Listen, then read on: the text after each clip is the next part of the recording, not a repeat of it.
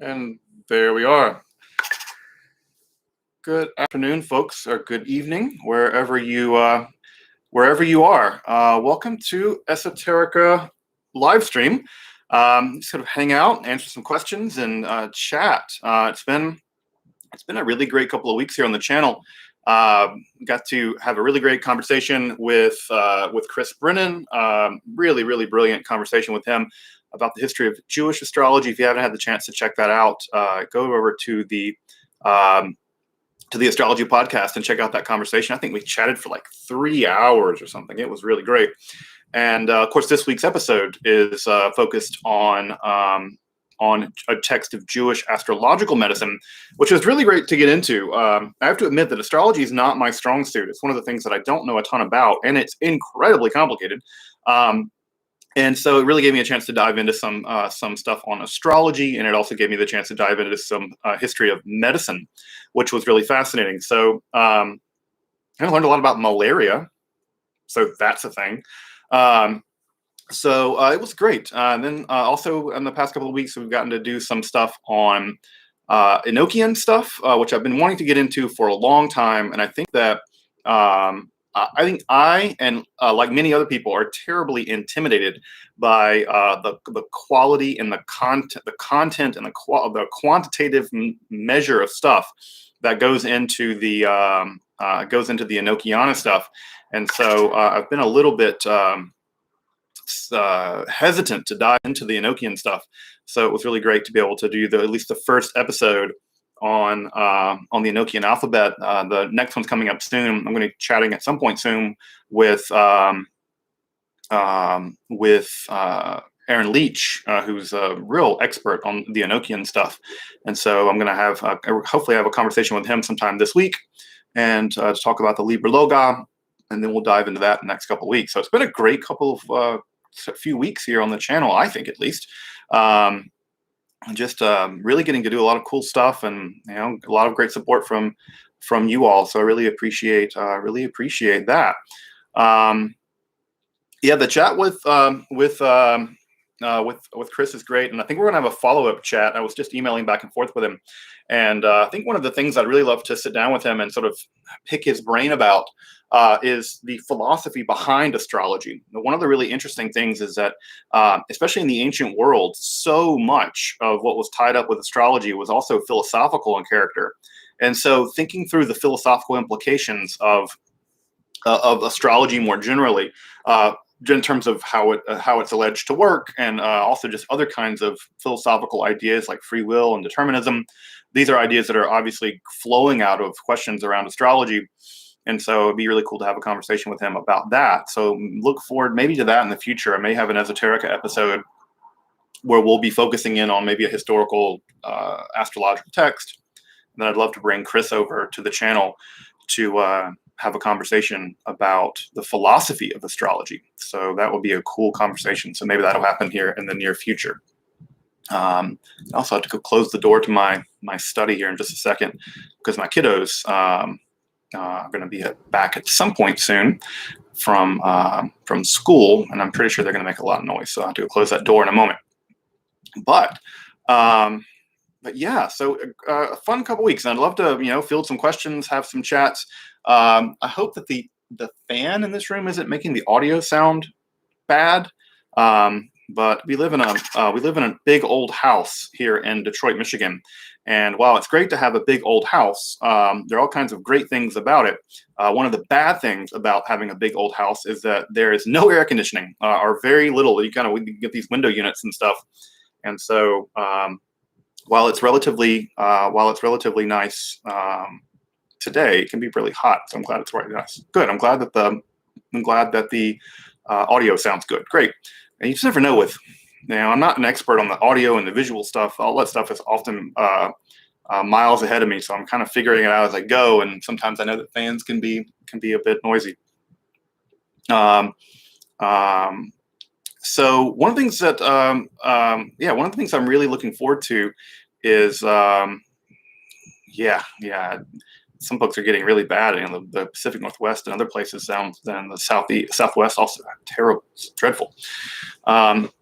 But yeah, going back to the Enochian stuff, yeah, like I think I said in the episode that that's one of the things that that I'm really interested in exploring further, because that's what got me into studying esotericism, was the stuff around Dr. John Dee, and just always been really fascinated by that stuff. So I'm gonna dive back in there. I think I saw a question pop up, so let me jump over to the chat and see what's going on over there. Um, do you have any advice for getting started on calligraphy? It all depends on what kind of calligraphy you want to do. I have a really historically minded attitude toward doing calligraphy. I like ancient books. I like doing paleography, and so I think that the best text that I really like is the text by Mark Drogan. It's his book on historical calligraphy and historical handwriting. I would really recommend that book.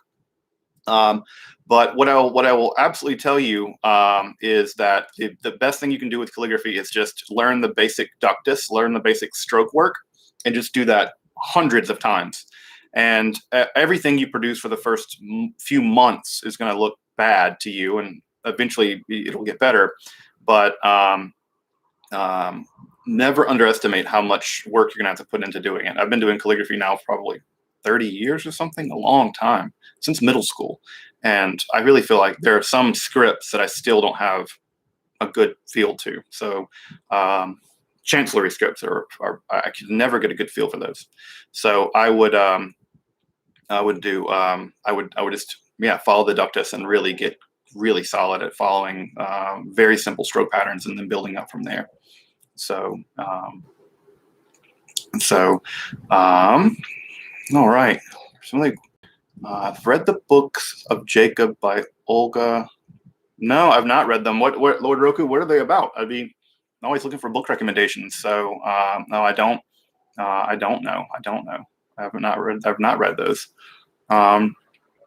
Did I study theology? I've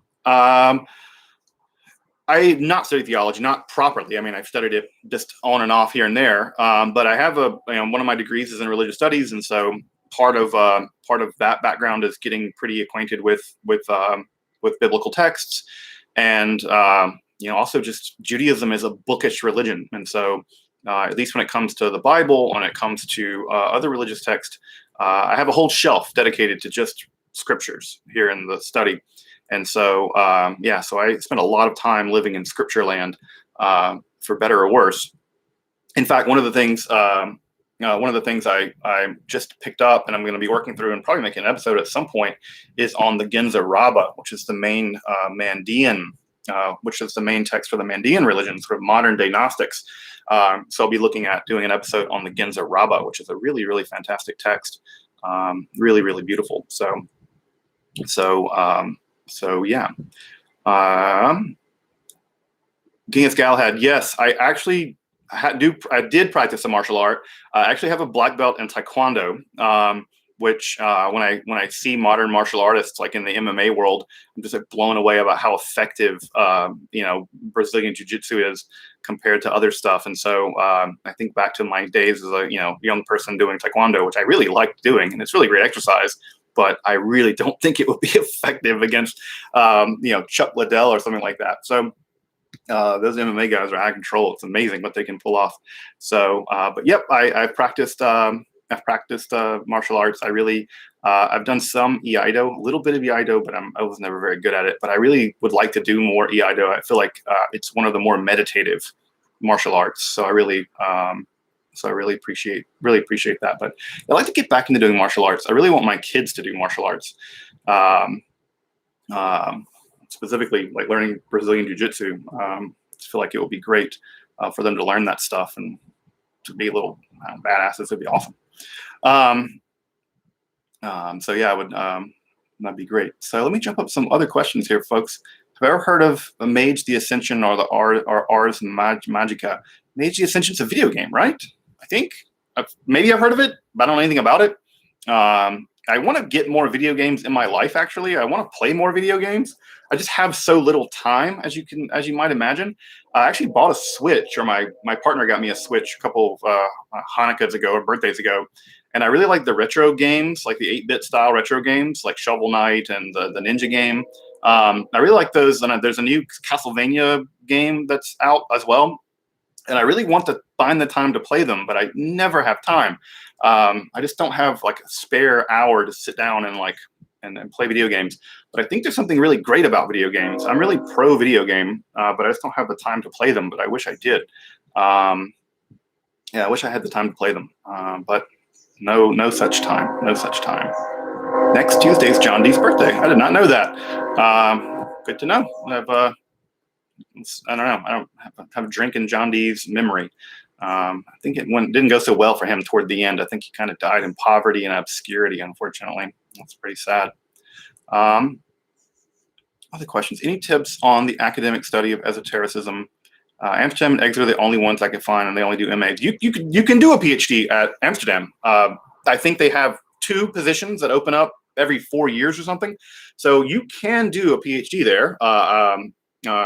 They've produced some really fabulous scholars. Egil Asprem is a PhD graduate from the University of Amsterdam. So you can do a PhD there.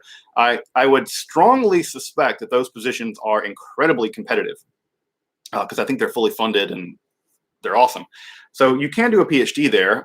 As far as other places, I don't think there's much. I mean, I think that there's Rice University in Texas. It has some esoteric content in their religious studies program.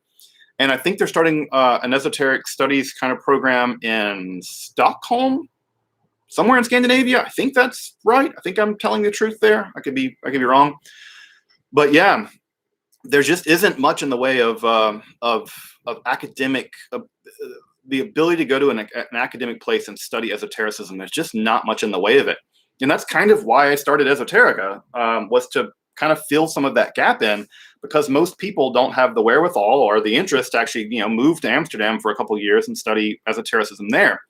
And so Esoterica at least provides introductory level, undergraduate level introductions to these topics. And so at least we can dive into them there. But I mean, it's amazing that you would think with all the interest in things like magic and astrology and occultism generally, there would be more of an academic pull to getting some of these things off the ground, but it doesn't seem like people are terribly interested in doing that. I mean, I think in general, religious studies programs all throughout the country, at least this country, the United States, are doing poorly in general, which is really shocking because the state of religious education in this country is so abysmal that you would think that one of the things we'd want to be investing in are exactly religious studies programs where people can learn about religion and other people's faiths and things like that. But nothing. Even here at one of the universities that I teach at, Wayne State, here in Detroit, the Metro Detroit, as you may know, is one of the most religiously diverse places. Has one of the largest Arab populations outside of the Middle East, huge Muslim population. Tens of thousands of Jews live here, Muslims, Sikhs. It's amazingly religiously diverse here in the Midwest. And the largest institution here in Detroit does not have a religious studies program. Just doesn't have one, right? I think I taught the only religious studies class at the entire university, and it got cut. So it's not just a problem with trying to study esotericism academically. It's also just a study of even trying to study religion academically. And then once you get done, getting a job is incredibly difficult. Andrew from Religion for Breakfast, I think he made the joke one time at the AAR, right, that the odds of him becoming a YouTube star and the odds of him getting a tenure track job, it was more likely he would become a YouTube star. And it turned out his prophecy came true, unfortunately. It's just really difficult to get a job. So I don't know. I don't have great advice for you. I don't want to say you shouldn't do it, because I think that's not the right advice. But I will tell you that it's difficult to do. You likely won't get an academic job because there just aren't many academic jobs. And even finding a good religious studies program is quite difficult. So there it is. In fact, I was offered a position when I was in Amsterdam when Koku van Stukrad, who was my thesis advisor, he moved to the University of Groningen just after I finished. And he offered me a PhD position to go with him to Groningen and do my PhD there in religious studies. And sometimes I regret having not done that. I often regret having not done that. So, but I got the PhD in philosophy, so there we go. Have you ever read, excuse me, excuse me, have I ever read any of the Voynich manuscript? I mean, I've looked at it. I don't know that anyone's ever read it. I actually have it behind me. It's right over there. Not the real one that's in the bank of your library, but I have the facsimile by Yale. I actually worked on the European Voynich transcription project. I transcribed some of it or helped with that project. I need to do an episode on the Voynich manuscript because I have some thoughts about it, and I'd like to maybe make an episode about it. But my short answer is I don't think it is.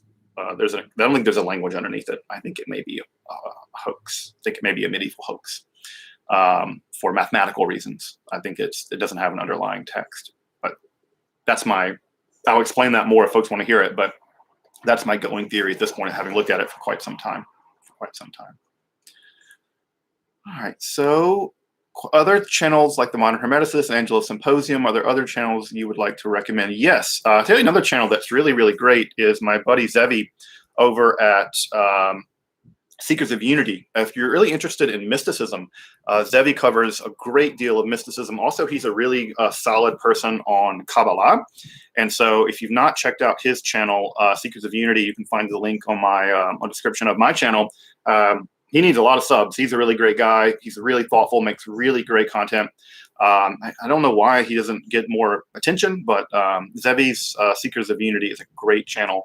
And I'm looking forward to hanging out with him, actually. He's just a super thoughtful person who we've had a lot of really great conversations about mysticism from the philosophical side of things.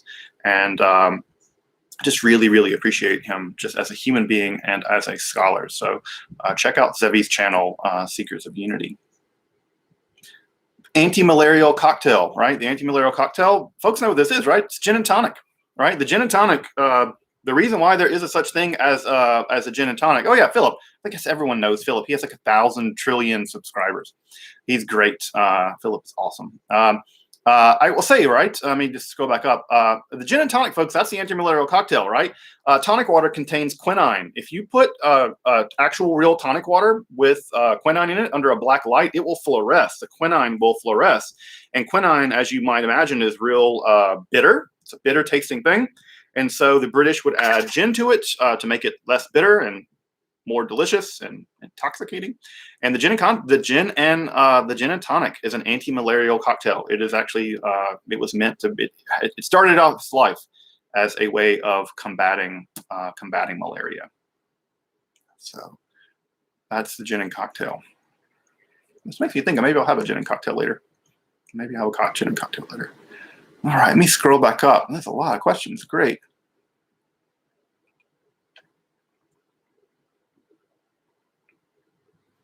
Yeah, The Words of the Lord by Jacob Frank. Yep, I've read it. I think it's just recently been translated from Polish, right? Yeah, I read it. I'll be doing an episode on Frankism and Sabbatianism at some point soon.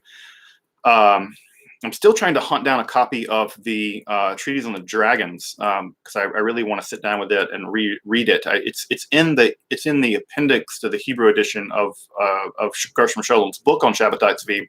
Unfortunately, when they translated it to English, they didn't include it. Don't know why they did that. So one of the things I'd like to do is look at that the Treatise of the Dragons and talk about the theological reason why Nathan of Gaza thought that Shabbatai Tzvi was the Messiah. Because it was very convincing, obviously. Many, many people were convinced by this. All right. Esoteric themes in the manga Berserk. I don't know much about manga, but I would love to team up with people who do. Also, would like to do some stuff on esotericism in video games. But yeah, I don't know much about manga. But yeah, that would be neat. I think teaming up with someone who knows more about that stuff than I do would be a lot of fun. What language do you recommend learning if someone wanted to read more esoteric source material? It all depends on what kind of esoteric source material, right? If it's Kabbalah, well, you're going to have to get some Hebrew, maybe some Aramaic, probably some Aramaic. The weird Aramaic of the Zohar will just be its own would just be the only thing you would have to learn that at some point. I have to say that I can't just sit down and read the Zohar in Aramaic. I cannot do that. I can read Bible, I can read Torah, and I can read some Talmud pretty well. But if I try to sit down with the Zohar, I have to have help, because it's just such an unusual, weird language. But yeah, Hebrew would be for that. If otherwise, I would say Latin. Right? You would need to get good at Latin. Latin is just the language of medieval esotericism. And so getting good at Latin is something you have to do. And I had a conversation with Chris Johnson, the guy who recently translated the Necromancy and the Medici Library. He taught himself Latin to do that. He taught himself Latin. He's not trained in Latin. He's not a classicist. And I will say that I looked at that translation, and translation's good. And I'm not a Latinist either, right? I'm not like Dan Trell, who's really someone who really has a solid command of Latin in a way that I certainly don't. The modern Hermeticist, that is. And my Latin is pretty good, and depending on what I'm reading, I can get through stuff without much help. Especially medieval stuff is pretty easy typically, but Latin is going to be your go-to. So you pick up Wheelock Latin, the classic Wheelock's Latin, and just work through it. And by the end of it, you'll be reading Latin. It won't be fun, but you'll be reading Latin. You can do it. You can absolutely do it. All right. Let me jump through. I've not seen the show Full Metal Alchemist, but I really need to sit down and watch it. I have friends of mine who really liked it, and I need to sit down and watch it, maybe do a review of it from an alchemical point of view. So,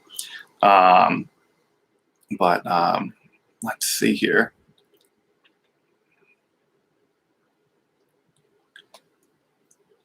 I'm not familiar so much with Philip K. Dick. And didn't he write a giant book about his Gnostic experience? He wrote this massive tome.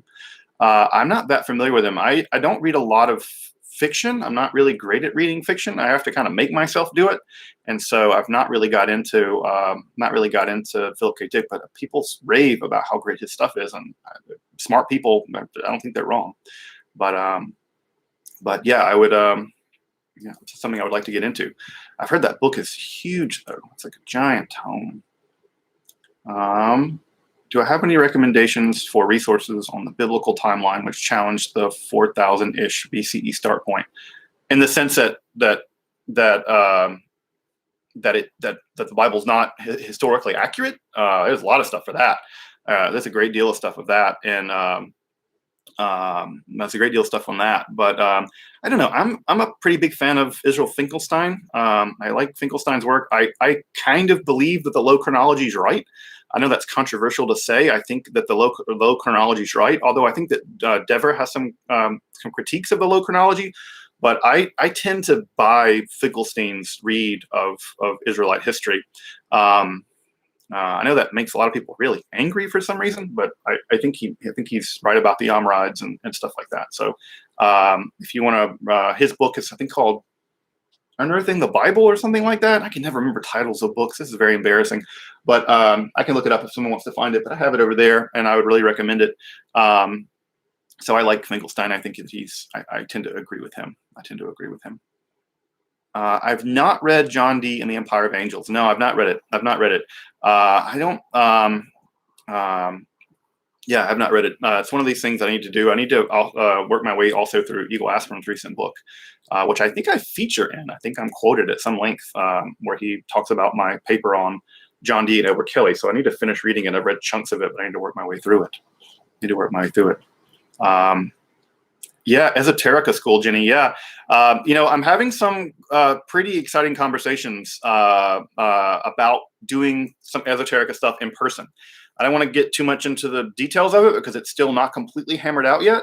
But there are preliminary plans that are coming together pretty rapidly for two in-person Esoterica events. One on the West Coast, probably Portland, Seattle, and then also another one in New York City. Like weekend-long events, like weekend-long learning sessions that would probably focus around Hermeticism. So that's in the works. Now, again, to what degree that it seems like it might happen. Like I think it might happen. So if it does happen, it's going to happen sometime maybe in November.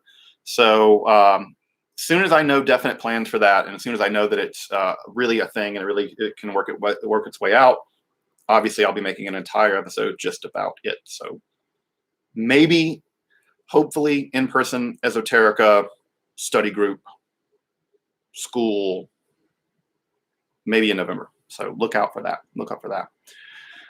Maybe it'll happen, God willing. Bezrat Hashem. Let's see here. Yeah, some European chick. That video about Yahweh being a dragon. I've not seen that video. I've never heard any scholars make that argument. I want to do an actual episode about what we know about the origins of Yahweh, this Israelite deity, where this Israelite deity came from. I'm going to probably make an episode about the Kenite hypothesis and where scholars and myself, where we think this God Yahweh came from. And the short answer is we think probably from the Sinai, or maybe from North Arabia, that Yahweh emerged from there and is imported into the area of Canaan. And so I'll be making an episode about it at some point. Mark S. Smith has some great books about the early history of God, and so I'll be doing an episode at some point soon about the origins of Yahweh, because I think that it's really fascinating about where this deity comes from, that this relatively obscure Midianite deity becomes so important in world history, and talking about what we think this deity may have been like and what we can know about the earliest stratum of Yahwistic history. So look for that video. That's going to happen at some point soon. Also, what's worth noting is that my family is going to be moving temporarily to Israel, Palestine in the winter, in next winter. We're not quite sure exactly when. And one of the things I want to do while I'm living there, I'll be living there for about 3 months. Obviously, I'll continue to produce esoteric episodes. But one of the things I really want to do while I'm living there is actually go on site to some of these places and try to make some episodes on site in Israel, Palestine, of some stuff there. So that'll be really a lot of fun. I like to go to Tel Arad and other things like that. So more Yahweh content to come. Let's see. Wow. Oh, wow. You're in Lincoln Park, just down the street. Yep. It's not far away. All right. Let me see here. Some more questions. Great. You guys are having awesome conversations in the chat. Yeah, I would like to team up with Damien Eccles. I would like to just chat with him at some point. He's just a really thoughtful guy, and obviously really thoughtful guy. And I love the idea of this sort of magnum opus school he's opening up in New Orleans. I love New Orleans. I grew up not far from there in Mississippi, and I spent a lot of time in New Orleans, especially when I was working on this absent stuff when I was in my early 20s. And I would really, really love to team up with Damien Eccles and just talk about what's going on with the school and I don't know, maybe even like teach something there. I know it's a institution primarily for practitioners of magic, and I work on the academic side, but I would hope that some academic knowledge would be interesting or useful for folks who are practitioners. So maybe that would be a cool joint Damien Eccles Esoterica joint. So if folks follow him or maybe are on his Patreon or whatever, give him a shout and let him know that I would love to chat with him.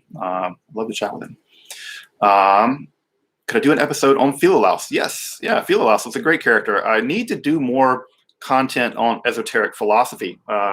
Next week, I'm going to be doing an episode on Cornelius Agrippa's philosophy of language. So that's a kind of philosophical episode that I'll be working on. I've just been looking through the 3 books of occult philosophy to look at his philosophy of language, because clearly it's really important. It's how you do magic in a big way. And so looking at Agrippa's philosophy of language is something I want to do. But yeah, looking at Philolaus, who's really, really fascinating. Looking at Hegel, I really love to dive back into some Hegel. I want to do an episode on Schopenhauer. Schopenhauer thought that magic and animal magnetism proved his metaphysics, right? The idea that there's sort of a substructure of reality called the will, and the will sort of animates everything. and it's terrible. And he thought that magic and animal magnetism were proof of the existence of the will. And so, so what I want to do is do an episode on Schopenhauer's philosophy of the will and magic, which is really, really fascinating. So I just like Schopenhauer. He might be right, actually. Schopenhauer might be right. And he's kind of a Gnostic of a certain type. His pessimism reminds me a lot of Gnosticism. And so I've always appreciated Schopenhauer, and I'm probably secretly not so secretly a metaphysical pessimist. So maybe I believe that. Maybe I'm convinced by someone like Schopenhauer. Oh, Eric, Reverend Eric. Hey man, it's good to see you in the chat, buddy. Have there been any developments on finding connection between the Cathars and Isaac the Blind? No. They've been looking for them for a long time. People, there's just it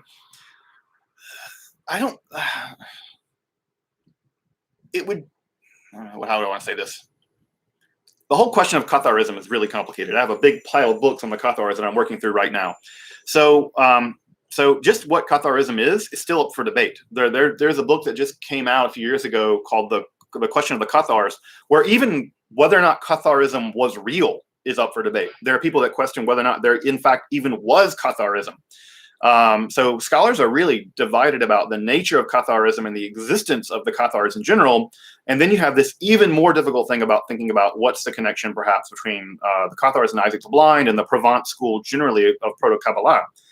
No one's been able to find a convincing thing. And trust me, if anyone could find it, it would be like the PhD of the century, at least when it comes to Kabbalah, because everybody wants there to be a connection between the Cathars and the Proto-Kabbalah, but none has been found.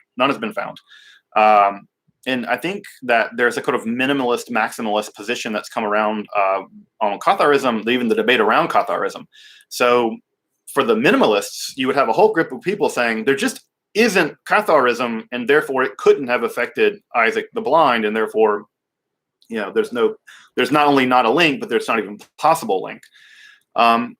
We also know, and it's worth pointing out about Isaac the Blind and some other stuff that goes on in the Proto-Kabbalah, that Isaac the Blind's father, the Ravad, he was already engaged in some kind of rabbinical esotericism involving the appearance of Elijah. Elijah apparently appeared to a group of rabbis in Provence there in the late 12th century, perhaps, early 13th century. Elijah allegedly appeared to them and communicated something to them. We don't know anything about this rabbinical esotericism. And what's interesting about Isaac the Blind is that his Kabbalah comes almost completely formed. And so while we think of Isaac the Blind as being basically the first Kabbalist in history, he's inheriting some kind of esotericism from the previous generation, including his father. What that was, we don't know. No one knows. They did a good job keeping it esoteric. And what's also weird, though, is that Elijah doesn't play a huge role in Isaac the Blind's Kabbalah either. So it's a mess. There's just a lot of outstanding stories that no one's really clear about what's going on there in the ferment that was late 12th century, early 13th century Provence. It's just a lot of weird stuff going on in South France. All right, let me jump back up and grab some more questions. I saw someone made a donation. Let me make sure I can get their question. Jack. Jack, thank you for your donation. Let me grab your question, man. Sabbatianism. Can you give a good non-biased explanation? Yes. Online, everything is incredibly anti-Semitic. Yes. It's amazing the amount of anti-Semitic garbage that surrounds Shabbatai Tzvi and the Frankists. Like, listening to these idiots, is that the right word? Morons, nincompoops. Just go blather on and on and on about secret conspiracies about the Frankists. Like, I've heard that the Donmeh have become the House of Saud and all this stuff's crazy. The short story, the simple version of the story is Shabbatai Tzvi was declared the Messiah by Nathan of Gaza. He kind of always thought he was the Messiah growing up. Given the Kabbalistic ferment and given the messianic expectations of everybody at that time, not just among Jews, but everybody was having huge messianic expectations. People thought that the tribes from Israel had returned and were laying siege to Mecca and all kinds of stuff. So there was just a messianic ferment there in the 17th century, around 1666, and it was gonna pop off. Someone was gonna do the messianic thing, and it happened to be Shabbatai Tzvi. And the philosophy that emerged, and I'll make a video of this at some point, the philosophy that emerged that became Sabbatianism was a very idiosyncratic version of Kabbalah, mostly extracted from the Zohar. It's really important to know that Shabbatai Tzvi never studied Lurianic Kabbalah. He didn't know Lurianic Kabbalah at all. He only really knew Zohar Kabbalah from Cordovero and stuff. And what ends up emerging is the idea that part of what the Messiah has to do is redeem the world through transgression. And so the idea was that he could violate certain laws of the Torah. He even had a blessing for violating the laws of the Torah, which is a hilarious blessing, by the way, because it's a pun in Hebrew. It's a funny blessing. So you would say a blessing, like in Judaism, right? You might say a blessing before you drink water or drink wine. And there's a specific blessing that if you hear it, it's a pun, and it says, who allows me to do the forbidden. It's a great Shabbatian pun. He was a fun guy. And the idea, basically, right, is that he was going to redeem the world by engaging in certain kinds of sins, and that his conversion to Islam was part of the plan, right? He was going to descend into the heresy of Islam and redeem it. And so this idea emerged that there's sort of a redemption through sin idea. And you also see this in some other heretical groups that have emerged, also in Christianity and things like this as well, early on. And so basically what ends up happening is that Shabbatai Tzvi engages in these sort of outrageous behaviors, outrageous to Orthodox Jews or whatever. So Shabbatianism emerges this way. Now, what ends up happening is that, and we'll get into Frankism later, but the Frankist philosophy is sort of a continuation of the Shabbatian philosophy. Although I've met some folks who are Donmeh or come from Donmeh families, and they say that what they know about their religion is that the redemption through sin stuff was never really practiced very much by them at all. So they were like, no, we were just basically sort of weird Muslims of a certain stripe. So yes, it's but the amount of anti-Semitic nonsense attached to Shabbatianism and Frankism and stuff is out of control. I mean, trust me, there's no one who dislikes Frankism more than Jews. I mean, Frank was responsible for the conversion of thousands of people to Catholicism,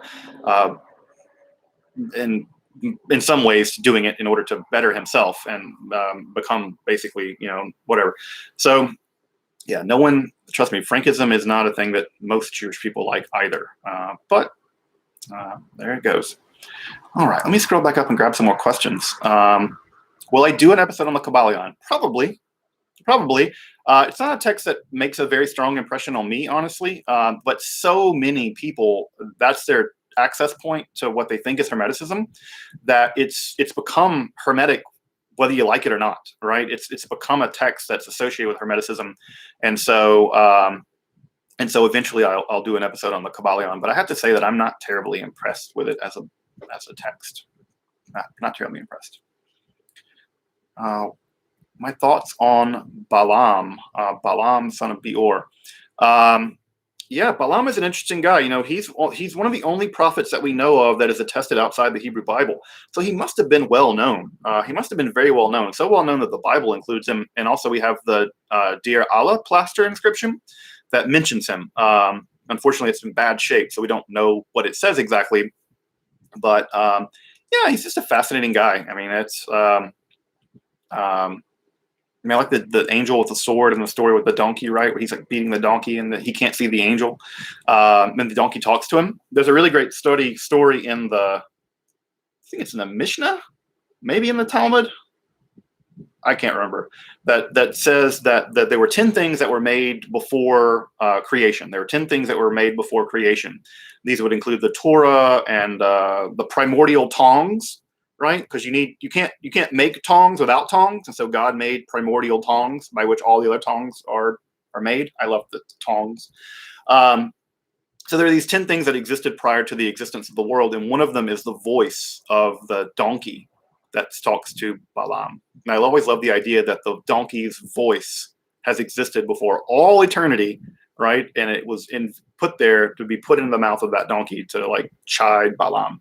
So I like the idea that God had to make Balaam's voice along with the Torah and all this other stuff, and then put it in the donkey's mouth, like, whatever. I just like that story. I like the idea that there are these 10 things that existed before the world began. Wow, so folks, Mark, thank you, man. Oh, Jeffrey Epstein is in the chat saying anti-Semitic stuff. Great. Let's go ahead and ban him. That's fantastic. There we go. People saying ugly stuff. That's such a pity. Yeah, Mark, I really hope I'm really also hopefully that I'll be able to do this full time at some point soon. So, and I really appreciate your support of the channel and your supporting your supporting of the channel, man. Thank you so much. I need to do more to maybe moderate the chat sometimes. I don't know. Some European chick. Thank you for the donation. I like the dad thing. Okay. I appreciate it. So thank you so much. Let's see. Let me scroll back up and grab some more. If you could restore one lost historical work, which would you choose? Oh man, what work would I like to recover? I mean, I think that it's not one work, but I think that the writings of Chrysippus. Chrysippus wrote 705 books, I think Diogenes Laertius says, and I would love to have the works of Chrysippus. Right? If we could recover the works of Chrysippus, that would be amazing. One of the things that's really fascinating about his logic, at least, was that he was pretty close to developing propositional logic, which wouldn't be introduced in philosophy until Frege. And so I'd love to see the content of how he developed his quasi-propositional logic. So I think that one of the people that jumps to my mind immediately would be to recover the works of Chrysippus. So maybe they're sitting over there in the Herculaneum scrolls, but who knows? Who knows? Who knows? Oh, Sophia Day, thank you also for your donation in kroners. Cool. So many cool denominations of currency.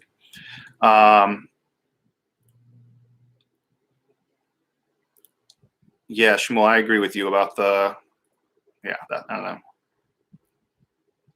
Let's see. Let me see here. Other stuff. There's so many great questions in the chat. Can I do one on an episode on Nagarjuna and Buddhist emptiness? Maybe I'm not an expert in Buddhism. I know a little bit about Buddhism. I think Angela over at Angela Symposium, she has a background in Asian philosophy. So I think that the far better person to make an episode on that would be Angela. So if you're interested in that, I would absolutely ask Angela Puka over at Angela Symposium to do that. She's an expert. So I would bow to her expertise when it comes to stuff like that. All right, let me see here. Yeah, I don't think I'd recommend anyone reading Robert Seffer's books. Don't think I would recommend those at all. He's kind of a crank. On B'nai Baruch school and Ashlagian Kabbalah. That's a huge question, right? Yehuda Ashlag, right? The Baal Hasulam, the master of the ladder. I like the Baal Hasulam's commentaries on the Zohar, at least the ones that I've read. He's also kind of an interesting political theorist. He has this like Kabbalistic communism thing going on, which is kind of interesting. I've read through some of his commentaries on Zohar, and I find that it's funny because sometimes they're called like Introduction to the Zohar, but they're like incredibly technical discussions of this text. I mean, I'm not going to wade into the waters of whether I think he's right, because I don't know what it means to be right in that kind of situation. But I do think he's an incredibly important commentator on the text, and I think without one couldn't do a modern comprehensive analysis of the reception of the Zohar at this point without having a pretty good grasp of Yehuda Ashлаг's way of thinking about the Zohar. And he's just one of these people who has this really brilliant mind, like Cordovero also, right? They're people that take a text that's not systematic and systematize it. And when you systemize something like that, you always do some kind of damage to it, but it's always an act of genius to do that kind of systematization. So in the same way that I think Cordovero is a genius in this way, so is Yehuda Ashlag. So I would recommend people that if they're really interested in Zohar, you would definitely need to get some grasp on Ashlagian, on the Yehuda Ashlag's theory of the Torah. What is the take on male homosexuality and Kabbalah? Probably bad, probably reactionary and bad. I mean, the Kabbalah it's like Orthodox Judaism. Can be very, very homophobic. Not all Orthodox Judaism is homophobic, but there's certainly homophobia in that community.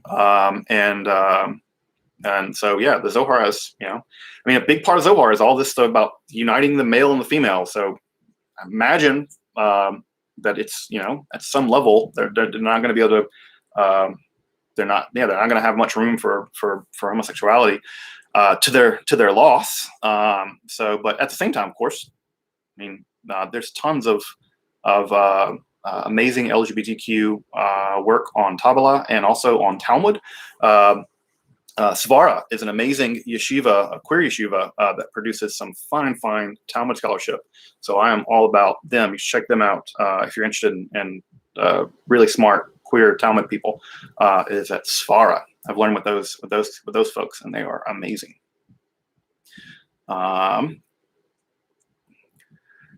Let's see. So folks find the channel from a chat with Chris Brennan. That's awesome. I'm glad you guys have come over. I'm glad you guys have come over. Have I done any study on the northern gods? I've read, I'm a big fan of Jackson Crawford. I'm a big fan of Jackson Crawford's translations. So I've read, I know a little bit about Asatru, and I know a bit about, I've read the Eddas pretty carefully. And I know a bit about Sefirot and sort of Norse magical practices. So something like that. What would be really fun to do is team up with Jackson Crawford over in his channel and do a joint episode on Norse magic and look at some of the Icelandic Galadra book, I think is what they're called in Icelandic. The books of magic that have been recovered in Iceland. And to look at the phenomena of magic in the Norse and in the post-Norse Christian period. Because one of the things that people often forget or maybe don't know is that Iceland is one of the two places during the witch trials in which men were overwhelmingly the victims of the witch hunts. I think 90% of the people executed in Iceland during the witch trials were men. And so it seems to me, the other is Russia, by the way, it seems to me that there probably was some kind of indigenous Norse religion that had survived the Christianization process and was still functioning at some level all the way up through the witch hunts in the 17th century. So I think magic was alive and well. Pagan magic was alive and well into that period. And I think that the execution of those men for witchcraft, I think they may have been practicing either some kind of indigenous shamanism or some kind of magic or both. But that'd be a cool topic to dive into with Jackson Crawford, who I really love his stuff. And I'd love to team up with him and work on some of that stuff. That'd be awesome. All right, let me see. There's so many great questions, man. Any good book on learning on Hebrew pronunciation? It all depends on what Hebrew pronunciation you want to learn. The Israelis speak it differently than I do. I have an Ashkenazic accent that I like. I like my Ashkenazi Hebrew. And then there's academic Hebrew. Yemenis speak a different form of Hebrew. So it would all depend on what kind of pronunciation you want to achieve. I like hearing Yemeni people speak Hebrew because they maintain the ayin and the aleph and also the het.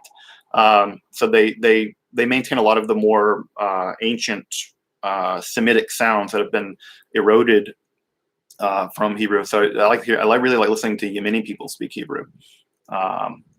It's really great.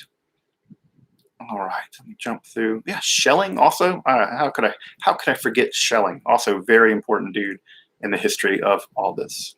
Was Hermes Trismegistus a real person? Probably not. Probably not.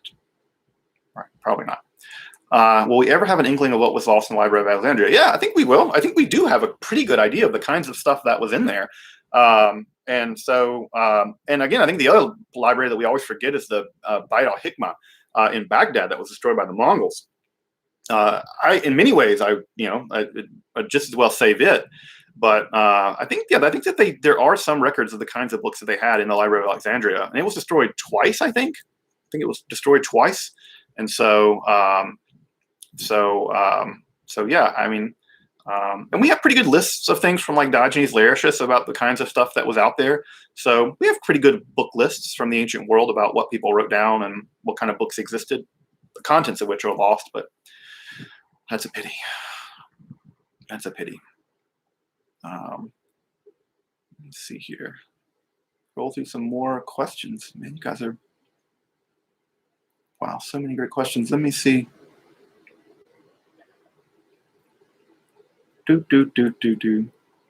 Wow. All right. Oh, wow. Some people gave some more donations. Dan DeLeon, thank you so much. Are there other systems out there aside from the Golden Dawn that syncretically combine elements of past systems in an interesting way?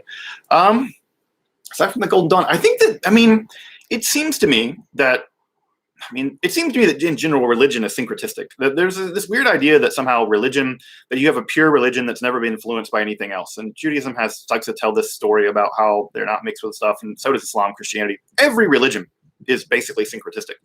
And so I think any magical practice, and I'm speaking as an outsider here, right? But it seems to me that any magical practice that's looking back to history is going to be syncretistic. It's just going to have to be, because there's no pure system to reach from in history. And so it seems to me that if you're going to develop a system, you're going to have to cherry pick from all kinds of things to make any kind of system. And so that's not just true of building a magical system. That's just true of any kind of religious faith or whatever. So I think that typically, yeah, I would say that all of them are fundamentally syncretistic. And sometimes that word syncretism is seen to be like a boo word, but I understand how they could not be syncretistic at some level. Oh, Sweet Potatoes. That is a great name. Thank you also for your donation. If there are any recent manuscript discoveries to do with Kabbalah, and how can one keep updated on such findings? Peace and love. Yes, there are discoveries all the time. There are really great things that they're still finding in the Cairo Geniza. They're still cataloging all that stuff in the Cairo Geniza. Yeah, things pop up from time to time. I think the best resource, in my opinion, for keeping up on that stuff, and the way that I keep up on it as much as I do, is through Jim Davila's blog. He does. It's called the Paleo. Hold on, let me see. Paleo Judaica. That's what I think it's called. And his blog, Paleo Judaica, has a running. He updates it every day, and he includes all kinds of discoveries that are made archaeologically, but also he works on Merkava mysticism, and so any stuff Kabbalah and that kind of stuff. That's anything new that's discovered, he will have. He'll have a blog post about it. There's a new book out about the Copper Scroll that I want to read, and he just mentioned that in his blog. So I would say that probably the best place to keep track of that stuff is going to be on Jim Davila's blog, Paleo Judaica. That's where I basically keep up on it. So I'm not sure it's the best, but it's the one that I know offhand. All right. When someone's talking about Western esotericism, or West in general, what is and what isn't considered? Yeah, this is a big question, and there's a lot of scholars now who really just want to dispense with the entire term Western esotericism. And I find that it's also just a messy term, because when I make episodes on Kabbalah, is that Western? Like, where does the West begin and end? And this gets to be a bit of a mess, and that's why in general I've moved the language on the channel away from talking about Western esotericism and more generally talking about esotericism, because my where I'm pretty knowledgeable includes Kabbalah, and so that's not you know, what does it mean to talk about a 10th century text in Iraq? I mean, is that Western? What is and even terms like medieval, like did the Middle Ages ever happen in Islam? No. So it's not even doesn't make sense to talk about the Middle Ages in the Persian context or something like that. So I think that in general, the Western, the more that you kind of look under the hood of whatever Western is, it begins to break down pretty rapidly. I don't think it's completely nonsense, but I do think that it's often a sloppy way of thinking. It can become sloppy pretty quickly. All right, let me jump some other questions here. What do I think about the Abraham von Worms, the Worms, Abramelin? What did I say about? I made an episode about the Abramelin, so you can look up that episode on the Abramelin. You can get my thoughts there. And I did a follow-up video, and I'm going to do another video about it at some point as well. But I don't know. Again, from an outside perspective, right? I know people, and I know of people who say they have enormous success practicing the Abramelin ritual. That is to say, they achieve a spiritual result, and it's simply not my prerogative to tell them that they didn't. How could you possibly tell someone that they didn't experience something? It's ridiculous. That said, people seem to have success with it. So I don't know if people want to chime in about their experiences with things like the Abramelin. I'm all ears. I'm curious to know about those kinds of experiences. I find that stuff to be super fascinating. Let's see. Yeah, I'm going to do an episode on Orphism at some point. I actually have my books on Orphism over there. I have multiple piles of books about what I think future episodes will be. But Orphism is such a difficult thing just because it kind of changes so much through the history that what it is in one period and what it is in another can be a mess. And some of the texts that we have that are attributed to Orpheus are really late.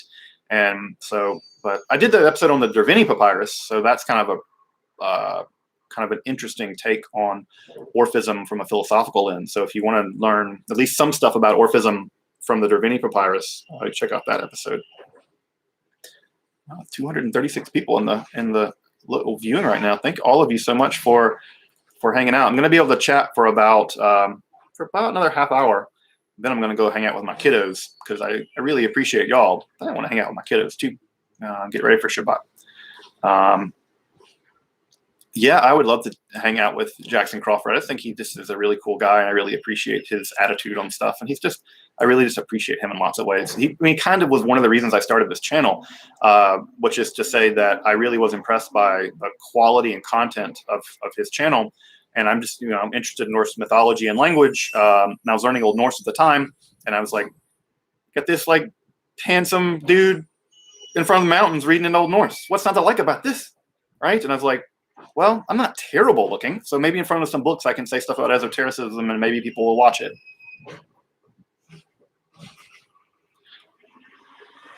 So, not as handsome as Jackson Crawford, though. You got to admit where we're at. How credible are the Sumerians when it comes to their creation story? I mean, like the Enuma Elish. I'm not sure. I'm not sure the Enuma Elish is technically the Sumerian creation story, but I don't know.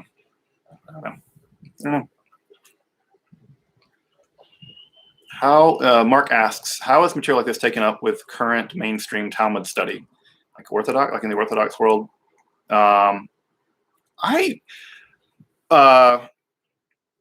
sense of it is that I mean, if you're studying in a yeshiva, which I've done, kind of training wheels yeshiva, but I've studied in a yeshiva. I've never studied in like a really hardcore kollel or anything, which I do want to do at some point. I imagine that when I brought up questions about like demons in the Talmud and stuff, or other kinds of weird things in the Talmud, there's weird stuff in Tractate Chagiga. There's weird stuff through Tractate Sanhedrin. And I think that in general, they just deal with it like they would deal with anything else. It's just like, this is what the text says. This is the contours of this is the argument. This is the argument for and against. And they probably just work through it like that. I don't think they're going to spend a lot of extra attention on the weird stuff as opposed to torts like in Baba Batra or whatever. But no, I don't think that outside of Kabbalistic circles, I just don't think that mainstream Orthodox yeshivot deal with that kind of stuff. Just think that they don't think they have a lot of interest in it. Oh, thank you so much, Vongerbill. Wow, so many great questions. Thank you. Let's see more stuff. Dana Trell, I see you.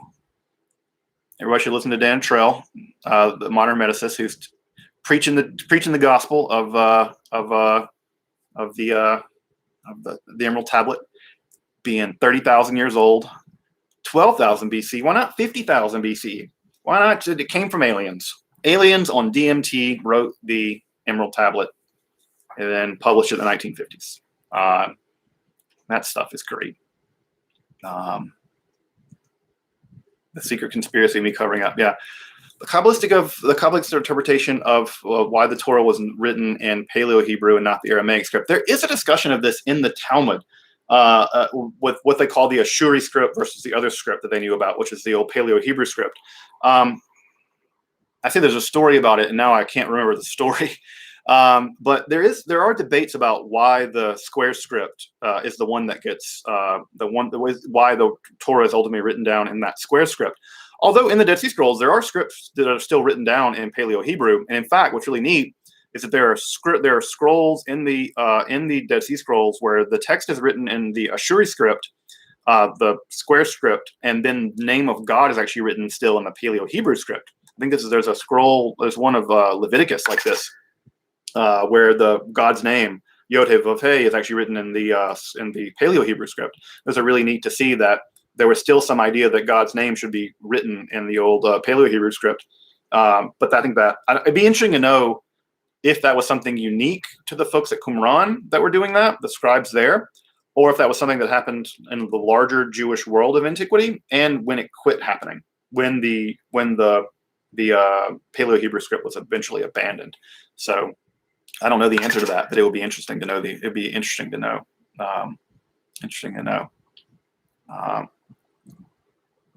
Let's see.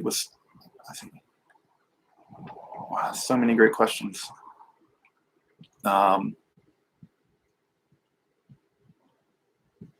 Let's see here. Your favorite tarot deck? I don't have a favorite tarot deck. Actually, I don't know much about tarot. This is we're talking about this with Mark actually on my Patreon. It's just like one of the things I just don't know anything about. It's like tarot. Like I know the basic, like it was a gambling game. It became a divination tool. The history aside from that, I don't know much about tarot. It's just one of these like blind spots, I guess, in my esoteric knowledge. I think Angela Puka, however, is making an episode about just that question for this week. So if you're interested in tarot stuff, I would check out her channel for this weekend. I think on Sunday she's releasing an episode on the tarot. Brillmancy. Yeah, Dan. I think they call that Libgen or whatever. Brill. They should let me do they should sponsor me. That's what they should do. I recommend someone. I show so many Brill books. Brill should. This episode of Esoterica is brought to you by Brill, who will charge you $1,000 for a copy of the Nabatean Agriculture or whatever that they're, that you, if you can find it, you can get a copy of the Nabatean Agriculture or whatever for $1,000 from Brill. So they should let me, they should sponsor the channel and at least give me some books. Let's see here. Joseph asking about learning about Hermeticism. I will say that over on the Hermeticism subreddit, Sam Block, Polyphanes, has written an amazing FAQ on Hermeticism. That's really good, really good FAQ on Hermeticism. And so if you want to learn more about Hermeticism, just in sort of an FAQ form, you should definitely check out, I think it's pinned over on the Hermeticism subreddit. And Sam Block is a great scholar of Hermeticism, and his FAQ is really worth reading if you want a dive into Hermeticism, historical Hermeticism. All right. Would there be a language or a religious tradition which all they would spring from early history that goes back even before the conventional timeline of Mesopotamia and ancient Egypt? It's so hard to say, right? Without historical evidence, we can't know.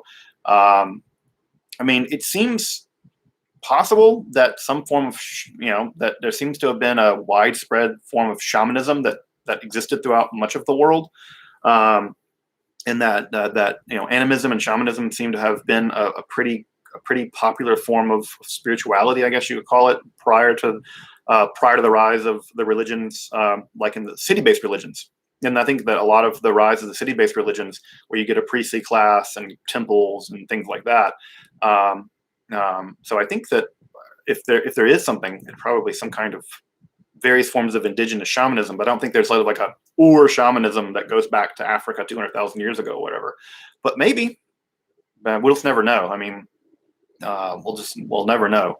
And then there's a whole question about the bear worship thing. Like there was a theory at the time that I think has now been debunked, that, or it's at least questioned, that it seems like there may have been a bear cult that would have been a religious belief. And one of the things that you find in caves from the Neolithic period are cairns with bear skulls on top. And some people have argued back in the day, I don't know if this is still being argued, that the bear cult may have been a pretty widespread religion. Because I think you find these in like Shovi Cave. I think there's one in Shovi Cave. And also I think you find them also in Israel and other places. So the bear cult, if that was a thing, which I think has been disputed now, that also may have been a really primitive, and by primitive I just mean ancient, form of religiosity. Oh man, so many great questions. I'm sorry I might be able to get to more of them, but let me keep. Have I trademarked the channel name? I don't think so. I don't know if I can trademark it, but cool. Yeah. Yeah, I don't know. I haven't. No, I don't think so. But maybe that's the thing I'll do. I don't know if you can trademark a Maya hieroglyph. I don't know. Maybe you can. Ask my lawyer friends. All right. Episode on Eliphas Levi. Yeah, definitely. We'll get one on him eventually. He's such an interesting character. Which one esoteric book are we always get to Dungeons and Dragons in the live streams? Always we get to Dungeons and Dragons. Thank God. Be'ez Hashem, we will always talk about Dungeons and Dragons at least a little bit on the thing. Also, folks in the chat, Dana Trell, the Modern Hermeticist, is in the chat. And if you've not subscribed to his channel, you absolutely should. Puts out really great stuff. Just really great stuff. So absolutely should go over to the Modern Hermeticist and subscribe to his channel. Always like hanging out with Dan. What book would I recommend for a dungeon master to read? Oh wow, that's a great question. I think what I would recommend, actually, if you're wanting to get magic like into your D&D games, I think the best books to read would be Dr. Stephen Skinner's Techniques of Greco-Egyptian Magic, and his other book, Techniques of Solomonic Magic. They're just great because they give you, and they're not academic texts per se, but they're still really good. He's just a really great scholar in a lot of ways, and a practitioner. I really like when people can do both. That really impresses the hell out of me. But they're just really great summations of a lot of stuff from the Greco-Egyptian magical world and the Solomonic magical world, and there's just tons of grist for the mill of kind of making magic work in your Dungeons and Dragons world by sort of anchoring it in actual history of magic. And some of the best summaries of that material on the Solomonic tradition and on the Greek magical papyri would be in Skinner's book. So I think those would be the two I would recommend for like getting anchored in history and doing Dungeons and Dragons magic stuff. Yeah, that would be my recommendation. Skinner's books on Greco-Egyptian magic and Solomonic magic. Let's see. Yeah, political occultism is also something I want to do some episodes on as well, because I think that one of the pretty persistent myths is that occultism always leans to the right? That there's always sort of the right-wing quasi-fascist lean to occultism. And that's actually historically not true. Eliphas Levi being a great example of how it's not true. He was a left-wing dude, more on the left-wing side. And so I want to do an episode that kind of debunks that idea that occultism leans to the right, which I think is not true necessarily. But I think that's an interesting topic.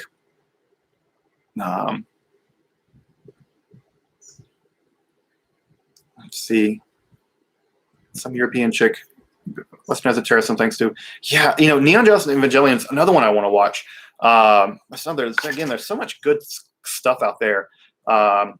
It would be, again, the manga anime side of things, and there's so much really cool occultism stuff that's gotten into the anime manga world that I would like just to sit down with someone who knows a lot more about that material and get some great recommendations. So some European chick, which is funny to call you that, I would love for you to shoot me some recommendations about what you would recommend getting into, because I'd be about learning more about it.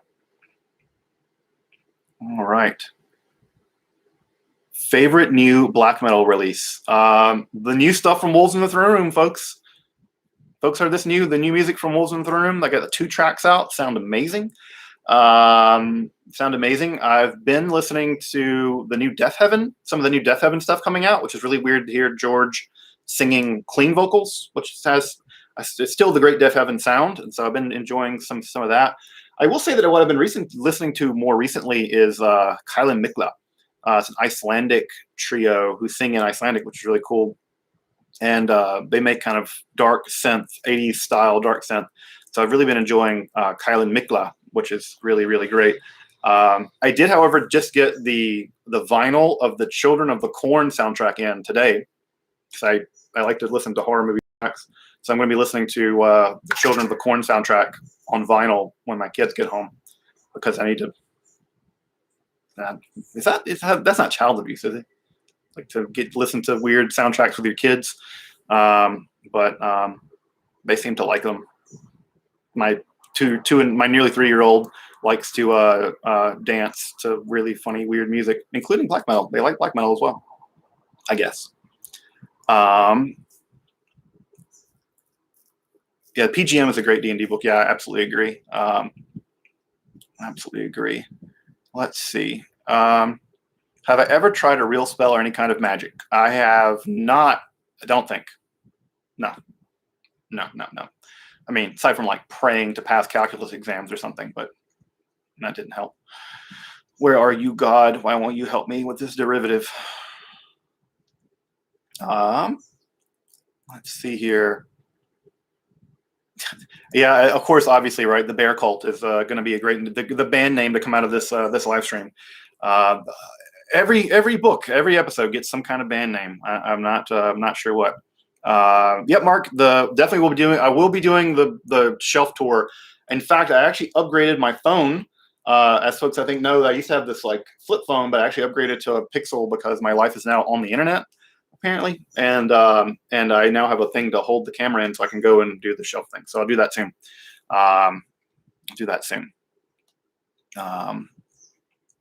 Let's see other folks. A Glitch Bottle episode. Yeah, I love Glitch Bottle. I really love that channel. It'd be great to get on and chat with the guy from Glitch Bottle. I've never been in contact with him, but it would be an absolute honor to be on that podcast. So I don't know if folks know him or folks know him or want to reach out to him, let him know. I'm super interested in being chatting with him. He seems like a super smart guy. So it'd be great to be on a Glitch Bottle episode. Also, Mihai, and I'm sure I'm going to pronounce your name wrong. I just want to say I really appreciate your blog, and I think you're the same guy. That you have this excellent, amazing blog. Folks should check his blog out. Maybe you can put a link in the chat. Really covering some great obscure stuff on grimoires that are still in manuscript. And your blog is just really, really fantastic about grimoire manuscript stuff.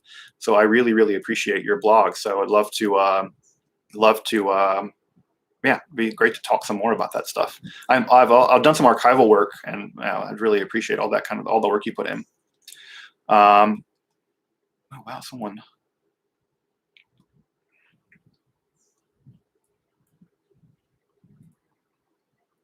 Wow, Phallus Magnus. That's a great name. Thank you very, very much for that donation. My goodness.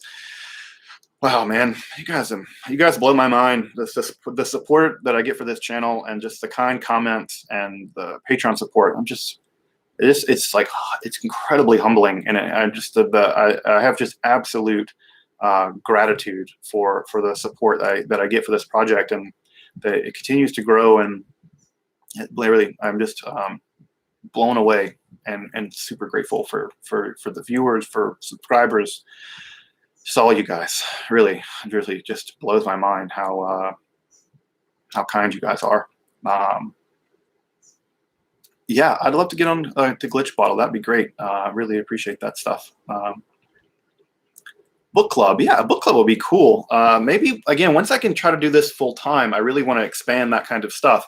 I know there's an active book club in Angela's Symposium that's really active and reads a lot of great books, and so that's the kind of thing. I think it's self-organized, which is really great. So maybe something like that. Yeah. So yeah, maybe at some point it'd be really great to do that. Really great to do that. It'd be cool to study with you guys. That's another thing I would love to do, is to be able to do some more in-person studying with folks. That's a thing I would love to do. All right, check out some other stuff in the chat.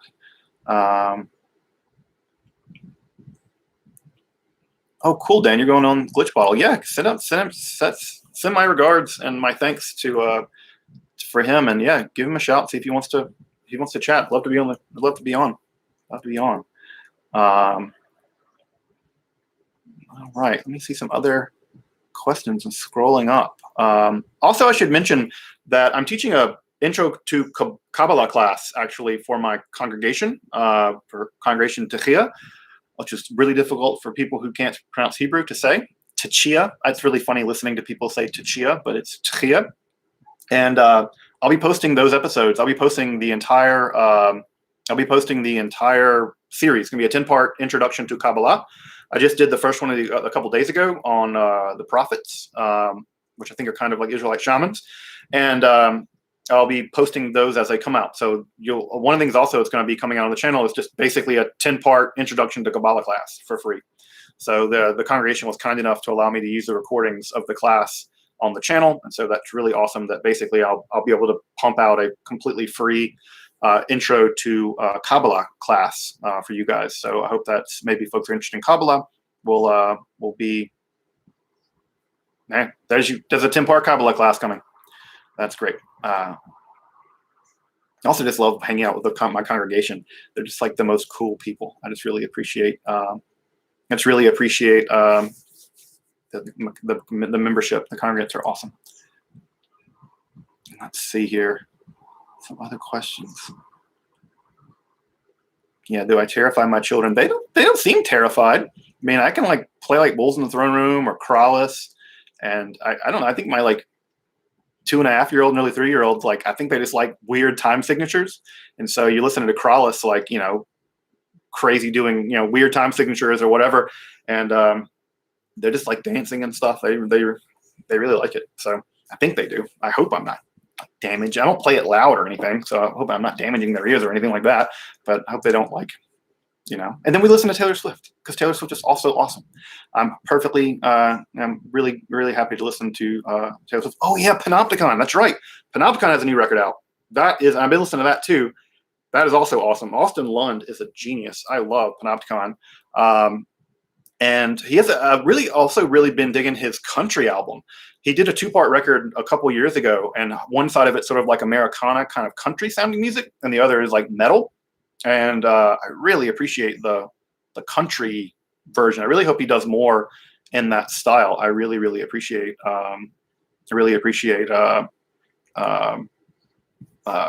this sort of metal country stuff. So yeah, Panopticon. I love Austin Lund. He's a great dude. Let's see. Other folks, let me just try to scroll up and grab some other questions just to make sure I'm not skipping too much stuff.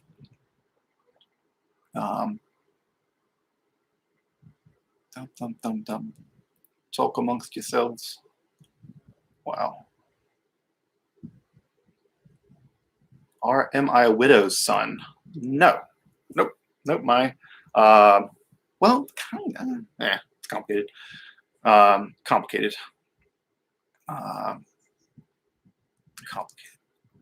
Let's see. Kyla and Mikla is awesome. Yes, they are amazing. They have a new record coming out too. Yeah,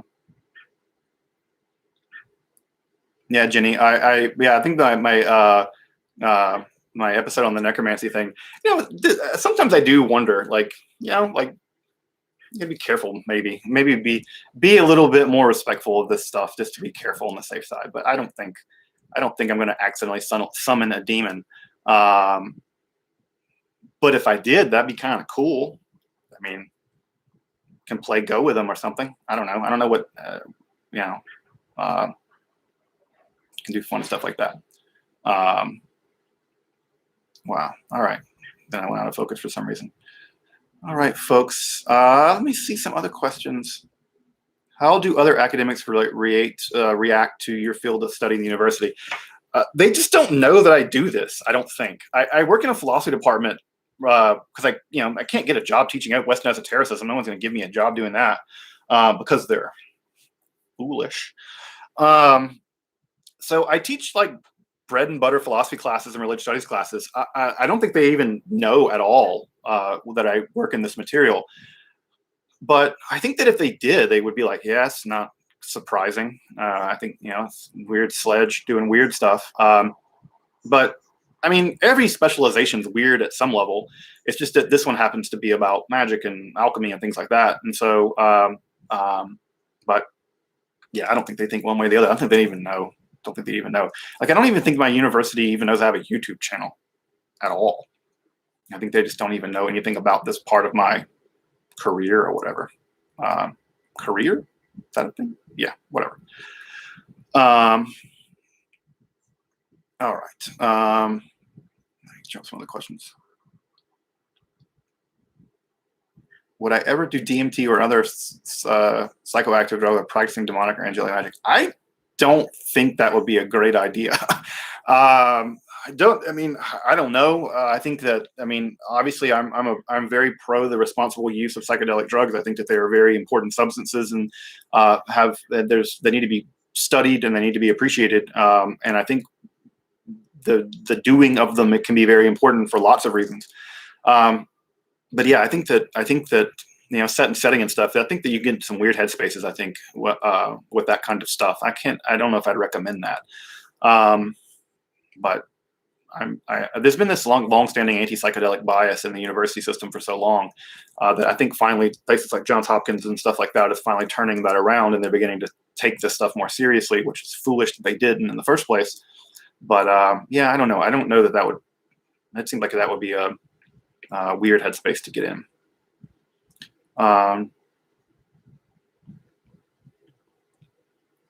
Let's see.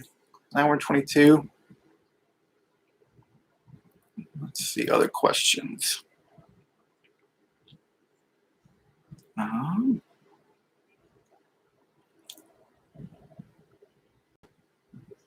Let's see.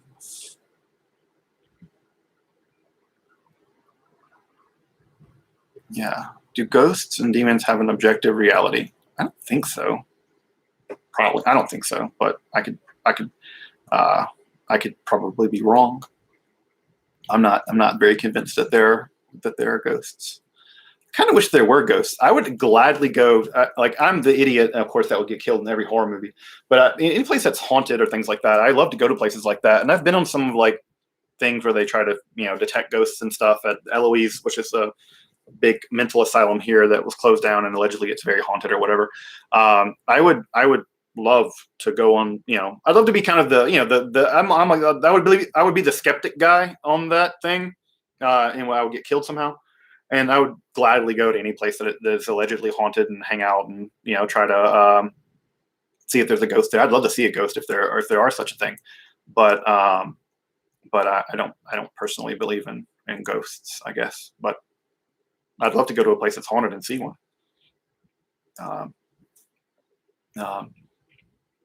My neighbor says that her house is haunted and that the ghost is named Esther, I think. And she talks to Esther like the ghost. I don't know. I hope there aren't ghosts. Because if there are ghosts, then that would mean that you could survive in the afterlife. And if there's one thing that I absolutely hope is not true, is that there's any afterlife. I didn't consent to being born and being ripped out of nothingness to live in this world. And then when I finally get the great honor of leaving this world, if I wake up on the other side of things and there's like an afterlife, of any kind, I am going to be completely pissed. Even if it's like waking up and you're in heaven or whatever, not that I would merit such a thing, but yeah, if I wake up and there's an afterlife, no matter what afterlife it's going to be, I'd be pissed. And so, so I don't want there to be any kind of afterlife at all. I've never understood why anyone want to live eternally. Like, the fact that people want to live eternally blows my mind. It's the most bizarre belief I've ever heard. And that people would be like, yeah, it's great. I'll live forever in the afterlife. I'm like, that sounds dreadful. I kind of imagine death to be sort of like cutting the grass on a hot day, and then you sit on the porch and you drink a beer and take a nap that never ends. And that if there's anything other than oblivion, then I'll write a letter to the manager or whatever, complain. But man, I really hope there's no afterlife. Dreadful. Even heaven. Heaven sounds miserable. It's like heaven sounds like the most miserable thing. Like, it's just always perfect and it never ends. It's kind of like no one's convinced me with that stuff. Like, anyone who convinced me, anyone who tries to sell that, people have tried to sell me on religion, on like Christianity or whatever. They're like, yeah, or you got to go to heaven if you believe in this. I'm like, you're not. I'm not. That's not helping. That's not helping. That I have to live somewhere forever does not sound like a good idea to me. All right. Let's see. Alicia H says, yeah, that she can't live somewhere unless it's potentially haunted. Like I said, I'd love to live somewhere that has like a ghost. Maybe my house has a ghost. I mean, sometimes my kid like points at things that aren't there, but it may just be a fly or something, which they call ooies. All bugs are ooies. And they say ooey, and they don't like them. All right. I'm coming up on an hour and a half. I'm probably just going to hang out on the live stream until the kiddos get here, and then I might just jump off then. So let me see. Other questions and stuff. 242 people. Angels and Vermilion from D to DMT, PD Newman. I'll check that out. Yeah, I'll check that out. Am I going to do any more videos on the emanation left-hand side? Yes. Eventually I will get to an episode on the Klipot proper. There's a book in Hebrew I've been reading about the Klipot. It's sort of like an encyclopedia of the Klipot. And I'll be doing an episode on the Klipot and the Sitra Achra, the other side, at some point soon too. Because I don't know a lot about the Sitra Achra, and it's one of those things where I want to go back into the Zohar and go read every time where the Sitra Achra is described. And also see how the Sitra Achra is built into the Lurianic system, which is hella complicated. So yeah, it gives me a chance to get some stuff on Sitra Achra and Klipot. So yes, more on those are coming. Do others in the Jewish practicing community judge you for the content? No, they probably just judge me for not being Orthodox the way they are, but whatever. I mean, I can say that I would like to live in a Jewish community that is a bit more Orthodox than I'm currently practicing. I used to be very Orthodox. I went through a phase, like a real frummy phase. And I know I look the part, but just growing a beard doesn't make you Orthodox. But yeah, I think I would like to live in a community that's a bit more Orthodox and that kind of stuff. But no, I think that anybody who wants to judge me for me not being Jewish enough, I don't know. They can deuce out. I don't give a damn. Do not give a damn about that. Growing a beard and being frum and having long payas doesn't make you anything other than bearded and have payas. So, all right. Let's see. Let me scroll down.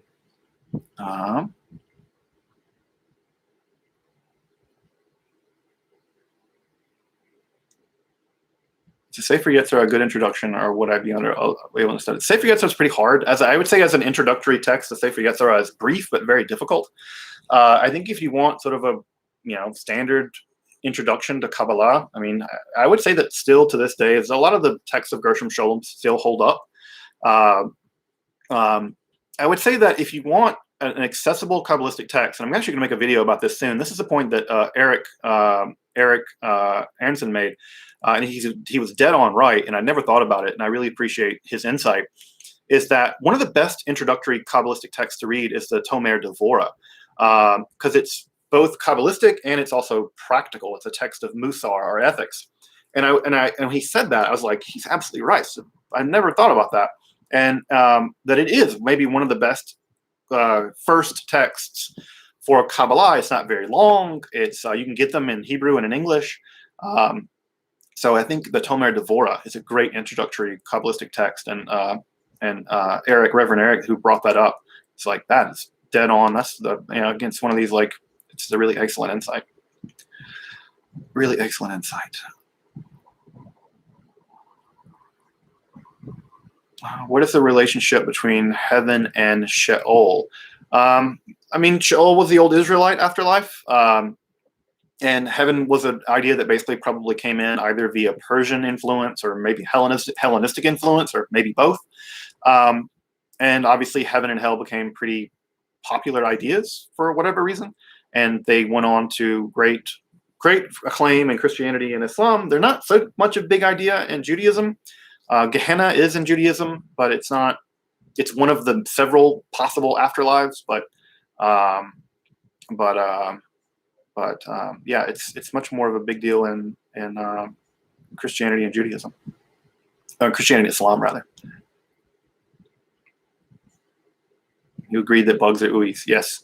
I mean, also I have to remind my children that in the outside, that the bugs that they can't hurt the bugs in the outside, because the outside is the domain of the bugs. Like you are their guest when you're outside. Immortality is what you want. Why would you want to be immortal? It's so dreadful. And the Talmud actually says, the Talmud has a debate between the rabbis, and they debate whether or not the human existence was a mistake, whether or not it was whether things would be better off had human beings never been created. And the rabbis all agree. The agreement that emerges is that it would be far better if human beings were never created. And they say now that we're here that we have to be righteous, but it would be better had we not ever come into existence.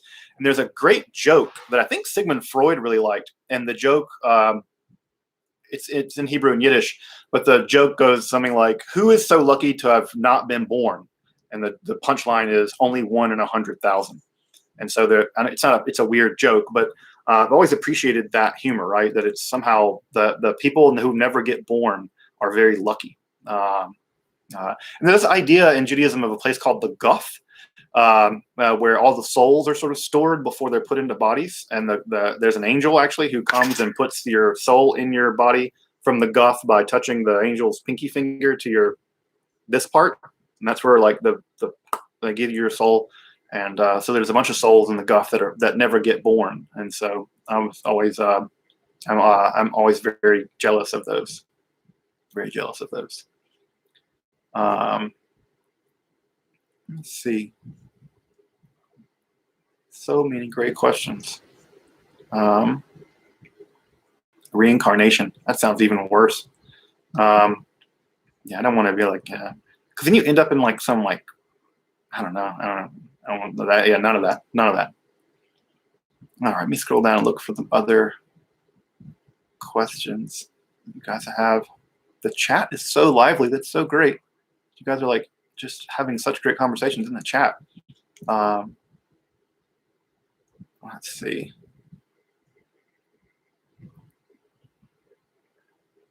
Yeah, I don't want access to the whole universe. Most of the universe is bad. That's another thing. Also, I think I said this before. I kind of agree with the Gnostics that the universe may just, like, at least from an anthropocentric perspective, the universe is pretty crappy. It's mostly full of like void and radiation, it's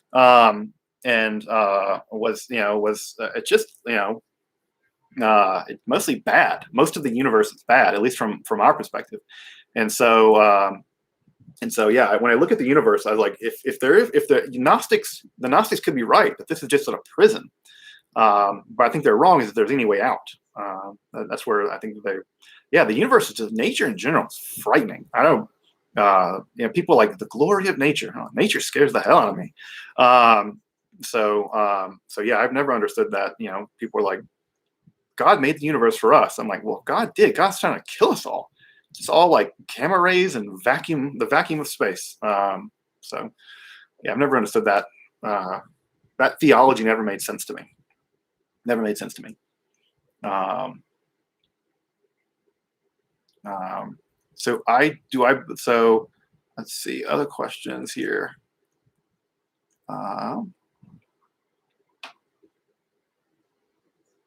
The universe is a super scary place. I've never understood why people are in love with it. It's neat, it's scary. Let's see, folks.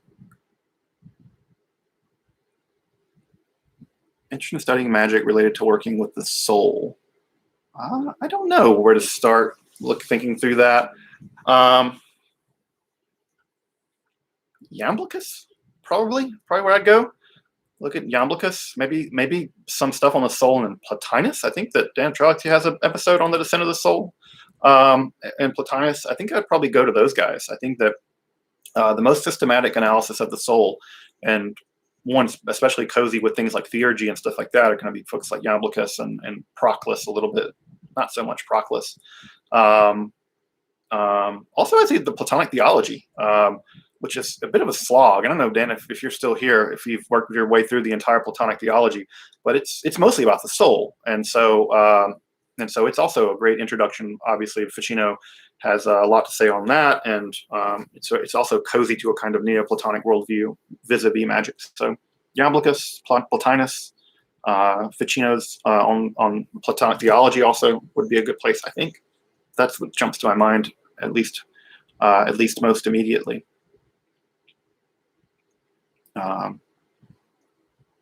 It's kind of a slog, and I've read big chunks of it too. I've never read the whole thing, but it's kind of it's really just I found it to be a bit of a slog.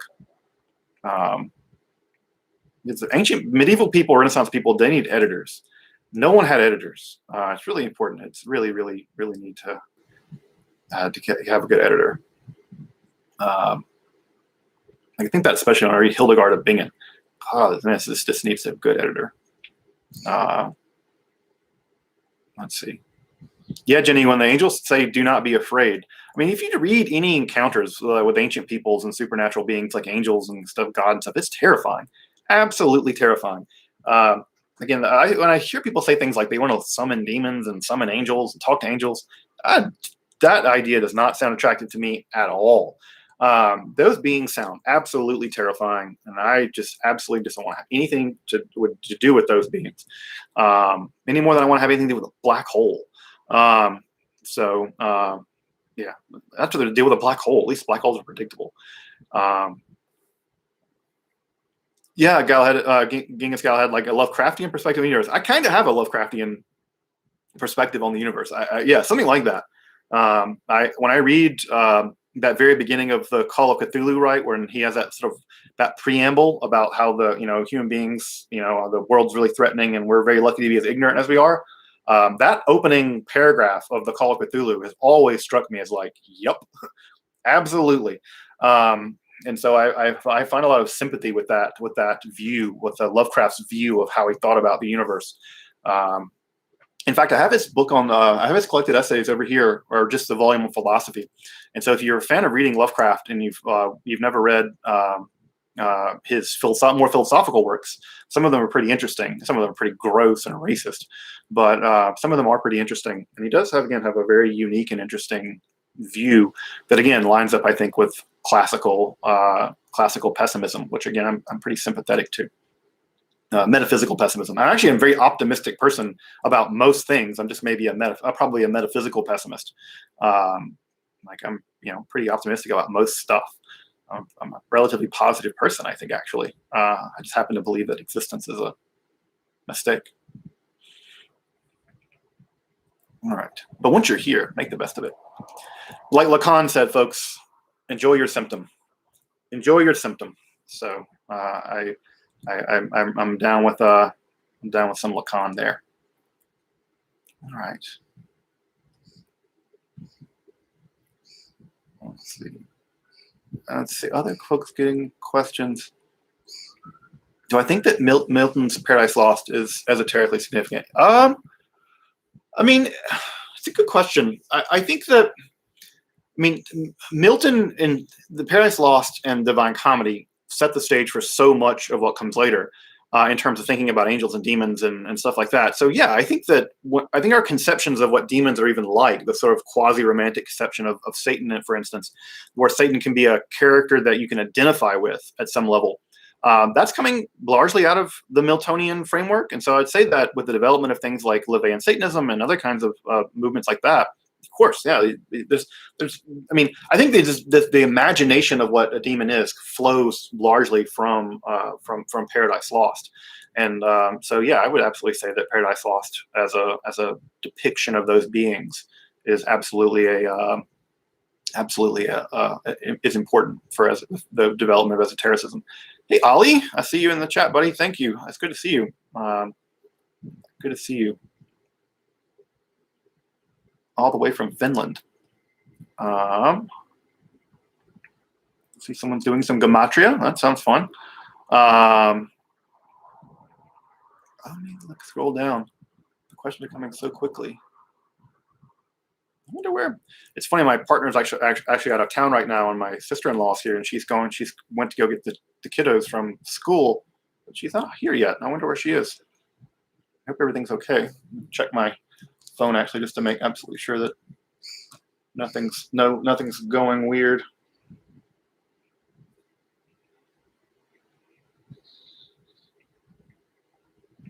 I don't know. Doesn't seem like anything.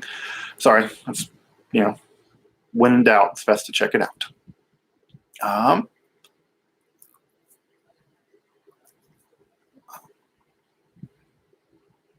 right. Yeah, good Shabbos, folks. Let me see. I'll catch a couple more questions, then I may check it out. Alistair Crowley said that Paradise Lost bored the hell out of him. Wow.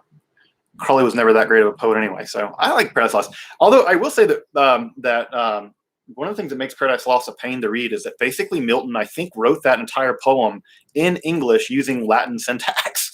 So if you've ever, I've heard this from someone, a good friend of mine actually is a Miltonian scholar, and I think she told me this once, that he wrote it using basically Latin syntax. So if you read Paradise Lost, then you'll see how it's weirdly worded, and I think I've heard that he wrote it basically writing it in Latin syntax.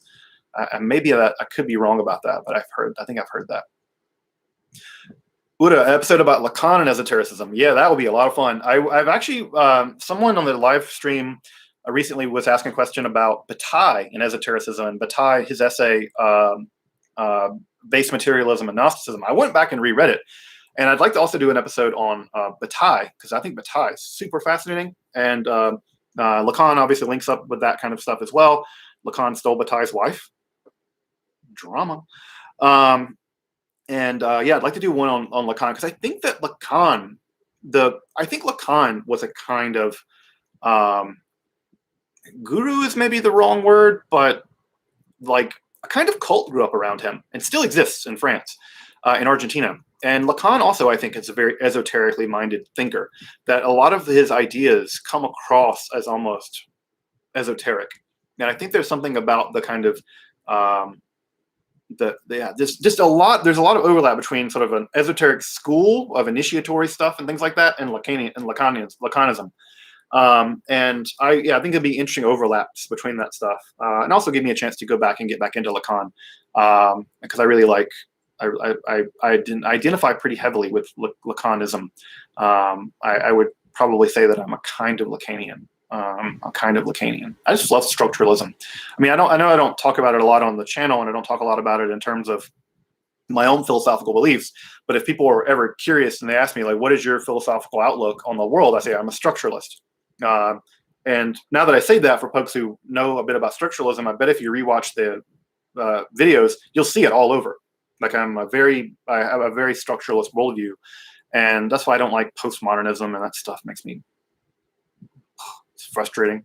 But yeah, I'm a highly structuralist thinker, and so Lacan appeals to me very, very heavily, given that preference.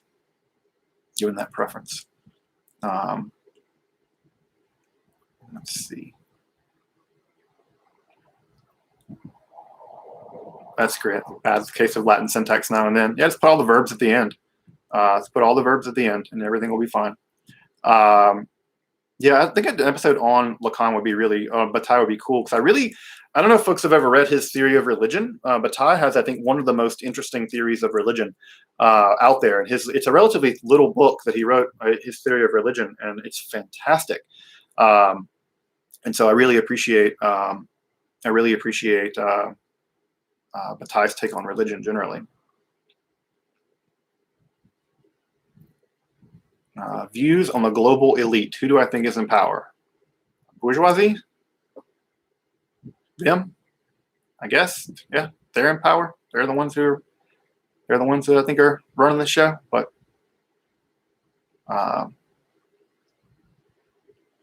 let's see. Take on Freemasonry and other assimilation of some Jewish rituals. I don't know much about Freemason rituals, although I was hanging out at a wedding just recently at the Masonic Temple here in Detroit, which that thing is amazing. I really want to do a tour of it. They do guided tours, and I want to do one of them.